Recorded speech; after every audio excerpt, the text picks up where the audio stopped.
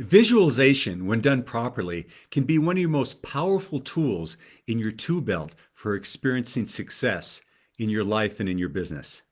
The question is, are you using it effectively? Hi, everyone. Chris NATZKE here with Black Belt Leadership Speaking and Coaching with your Mind of a Champion tip of the week. Visualization.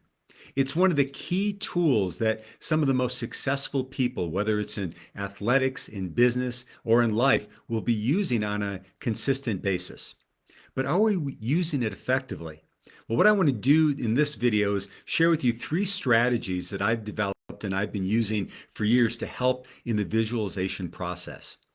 Now, why is it so important? Well, you might ever or have you ever considered watching elite athletes perform?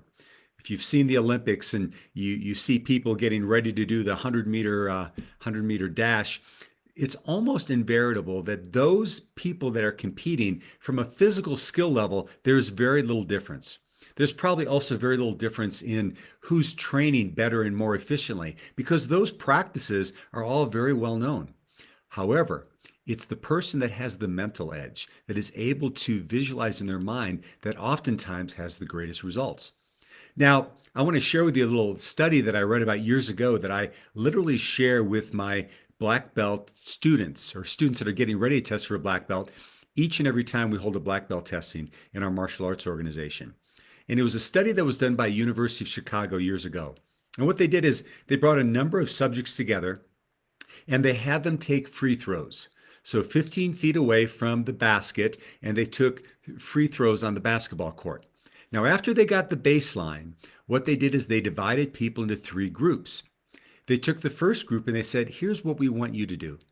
We want you to practice making free throws, taking free throws and making them 5 days a week for 15 minutes per day. Every day we need you to practice that. So that was group A. Group B, they said, we don't want you to even think about basketball for the next 6 weeks. Just go away and come back in 6 weeks and see how you do. And then the final group, what they said, is they said, here's what we want you to do.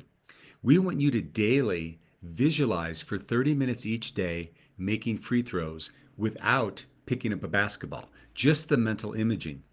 Well, interestingly enough, here's what happened when they came back. After that 6-week period, the people that practiced for daily, practiced 15 minutes a day, they had a 24% increase in their proficiency in making free throws.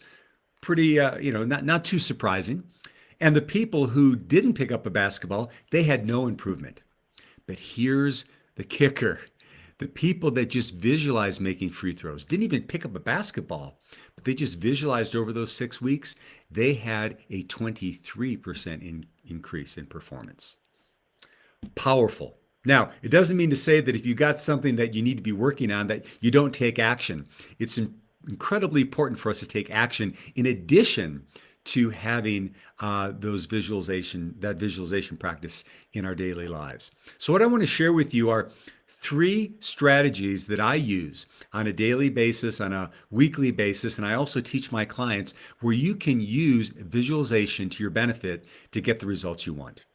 And the first one is this, number 1 is when you're visualizing, don't just focus on the end result, focus on the process. Focus on the process. So that means if you have a big meeting coming up, don't just focus about the end of the meeting when everything goes the way you want it to. Focus on your delivery during the meeting. Focus on how people are responding. Focus on having connective conversations. Focus on the process, because then what happens is when you need to go perform, you're able to lean into that visualization. You basically have a roadmap that you've set for yourself before that event ever takes place. Number 2 is to make your visualizations a full sensory experience. Don't just make it happen in your mind's eye. Get into the feeling of it. What would it feel like to have this conversation? What would it feel like to do this athletic move? For me as a professional speaker, one of the things that I do before every speaking engagement is I visualize giving my talk. And it's not just from a standpoint of me delivering it. It's me, looking out into the audience and seeing how my points are landing, and people are laughing at my jokes. And afterwards, people are coming up and greeting me and saying, congratulating me on the good talk. It's a full sensory experience for me. So when I'm there and I'm experiencing it afterwards or during it, it's not new. It's something I've already rehearsed in my mind. And then finally, number 3 is to visualize your success even when you're in challenging times. Visualize your success even though the challenges are there. I had a coach tell me years ago, he said, Chris, if you're going to fantasize, you might as well win. But I want you to think about how many times, particularly when you're up against challenges, that we have a tendency to let our mind wander, and pretty soon we're catastrophizing and visualizing things we don't even want to have happen. Or is it just me? So what we want to do in that case is we want to have the discipline in our mind to visualize only the things that we want. I'll give you a little personal story. Back in 1999, I was competing for the second year in the National Taekwondo Championships. And during the course of my training and preparing for the tournament, I pulled my right hamstring muscle. So I was having to work around, that injury, and I was spending a lot of time visualizing before what would happen if in fact the injury reoccurred during one of my matches. Well, wouldn't you know it, it's the first match of the day. It's the third round. I do my signature spin hook kick on someone. They block it, and I feel the hamstring seize. Wow.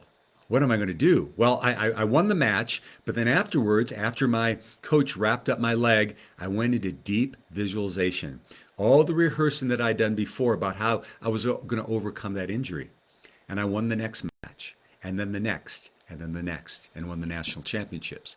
And I'm almost positive that if I hadn't done that visual rehearsal, that visualization from an empowered place beforehand, and then right before I stepped back in the ring, I don't think I would have won even the next match. So there you have it, my friends. There are 3 strategies for how you can up-level your visualization practice to get the results that you want. Making sure that you're focusing on the process, making it full sensory, and then also visualizing positively even when you're up against challenge, particularly when you're up against challenge. Now, if you're looking to make visualization a daily practice, which is something I've been doing for literally decades, I'd love to invite you to download my new ebook called The 6 M's of Morning Mastery. Now, I use visualization in this process. I call it mental imaging. That's the second M in the process. But if you'd like to learn more about how meditation, how mind treatment, how movement, how memoirs, how these types of the 6 M's can help you in your quest to being the best, I'd invite you to go ahead and download it. You can get it for free by using the code that's going to be in the comment section below. And even if you just do one thing of the 6 M's, each and every morning, it can help anchor you for success for the rest of your day ahead. So thanks so much for listening. It's always a pleasure to have you join me. This has been Chris NATZKE with Black Belt Leadership Speaking and Coaching, and we'll see you next time on the Mind of a Champion Tip of the Week.